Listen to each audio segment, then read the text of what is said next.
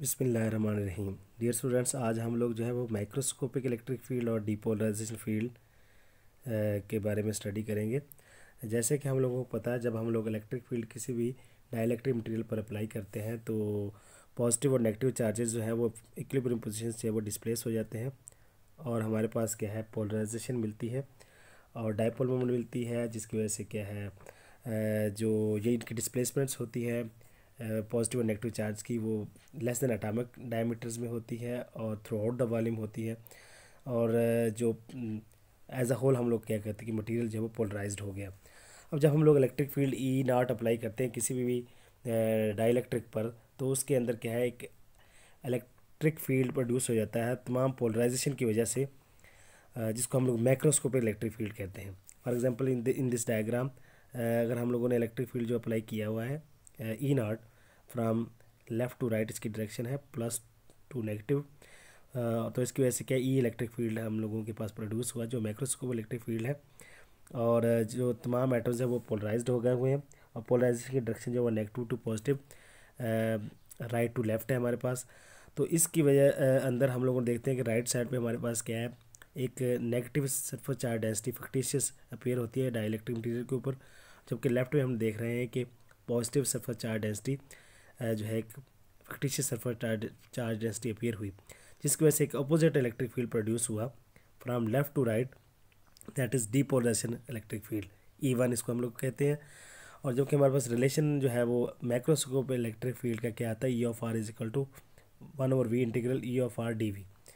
तो यहाँ पर माइक्रोस्कोपिक इलेक्ट्रिक फील्ड और मैक्रोस्कोपिक इलेक्ट्रिक फील्ड आप लोगों को क्लियर यहाँ अलग अलग पता चल रहे हैं। अब माइक्रोस्कोपिक इलेक्ट्रिक फील्ड जो किसी एक पॉइंट पर किसी पोलराइजेशन की वजह से इंट्रोड्यूस होगा वो माइक्रोस्कोपिक इलेक्ट्रिक फील्ड होगा। When an electric field is applied to the body, then another electric field is produced inside the body. It can be represented as E naught is equal to E. Field is produced by fixed charges external to the body. The other type of the electric field is obtained by the sum of the fields of all charges constituents of the body. जबकि हमने देखा कि depolarisation field जो है E1, वो applied field को कम करने की कोशिश कर रहा है, इसलिए हम कह सकते हैं कि माइक्रोस्कोपिक इलेक्ट्रिक फील्ड E वो लेस देन ई नॉट है, वो इक्वल नहीं होगा। The body is neutral, the contribution to the field may be expressed as in terms of the sums of the fields of atomic dipoles.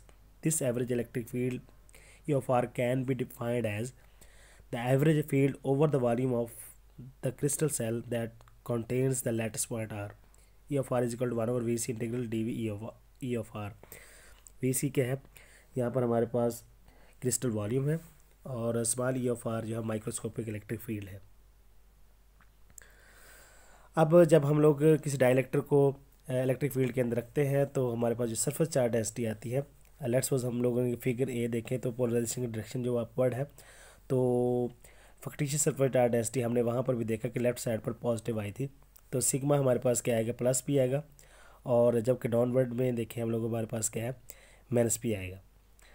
The electric field in vacuum of a fictitious surface charge density sigma is equal to n dot p on the surface of the body where n unit vector normal to the surface drawn outward from the polarized matter. We apply the above result to a thin dielectric slab with a uniform volume polarization p. The electric field E1 of R produced by the polarization is equal to the field produced by the fictitious surface charge density sigma is equal to n dot p on the surface of the slab. The upper boundary n unit vector is drawn upward while the lower boundary n unit vector is drawn downward. अब the upper boundary क्या है, वो sigma is equal to n dot P plus P की पर area रखती है, जबकि lower boundary जो है वो बियर्स करती है minus P per unit area. The electric field even due to these charges has simple form at any point between the plates by the Gauss's law.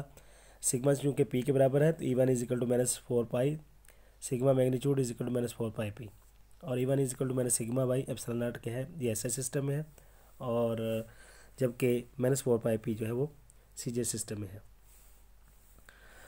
अब हम E1 को अगर हम इसके साथ ऐड करते हैं मैक्रोस्कोपिक इलेक्ट्रिक फील्ड के साथ, तो हमारे पास क्या है, जो E is equal to E naught plus E1 आएगा, और E is equal to E naught -4 P. E1 जो है वो इसको डिपोलराइज कर रहा है where E1 can be defined as the electric field of the surface charge density and dot P on the boundary. इसको हम लोग depolarization field E1 को अलग से देखते हैं. We know that the depolarization is uniform within the body. Also the macroscopic field due to the fields E naught and E1, that is E is equal to E naught plus E1, where E naught is the applied field, E1 is field due to uniform depolarization. So the field which tends to oppose the field, applied field within the body, is called depolarization field. So it is calculated that a uniform polarization produces a uniform depolarization field in a spherical, cylindrical or ellipsoidal specimen. हमारे पास एलिप्साइडल specimen है, तो इसमें हमने electric field E not की direction जो है वो right to left है, तो राइट साइड पे इसके negative surface charge density appear हुई और लेफ्ट साइड पे positive surface charge density appear हुई. इस फैक्टिशियस सरफेस चार्ज डेंसिटी की वजह से E1 जो है from left to right E1 field हुआ, और जबकि यहाँ पर पोलराइजेशन की डायरेक्शन जो है वो राइट टू लेफ्ट है, अलॉन्ग द ई नॉट है. अब अगर हम कहते हैं कि पोलराइजेशन जो है उसके 3 कंपोनेंट्स हैं, PX, PY, PZ. If PX, PY, PZ are the components of the polarization P refer to the principal axis of an ellipsoid, then the components of depolarization field are written as E1x is equal to minus NX PX, E1y is equal to minus NY PY, E1z is equal to minus NZ PZ. तो NX, NY, NZ are the depolarization factors. Their values depends upon the ratio of the principal axis of ellipsoid. The n's are positive and satisfy the sum rule. nx plus ny plus nz is equal to 4 pi CGS system में, nx plus ny plus nz is equal to 1 ऐसे system में. ये depolarisation factors जो है इनकी value positive है, लेकिन negative sign ये हमारे पास इसलिए आता है कि इलेक्ट्रिक फील्ड E1 और पोलराइजेशन जो है ये अपोजिट डायरेक्शन में है. अगर हम लोग E1 जो है इसके 3 कंपोनेंट्स इसमें ये लेते हैं, तो है E1 is equal to E1x plus E1y plus E1z.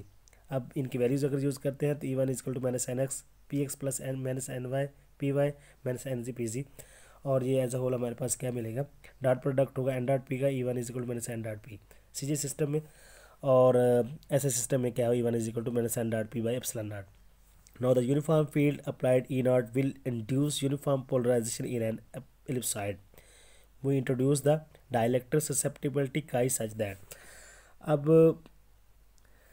Polarisation जो है वो इलेक्ट्रिक फील्ड के प्रोपोर्शनल होती है, P इज इक्वल टू काई ई. ये जो हमारे पास सीजे सिस्टम में है, अगर ऐसे सिस्टम में लिखते हैं तो P is equal to epsilon naught chi E.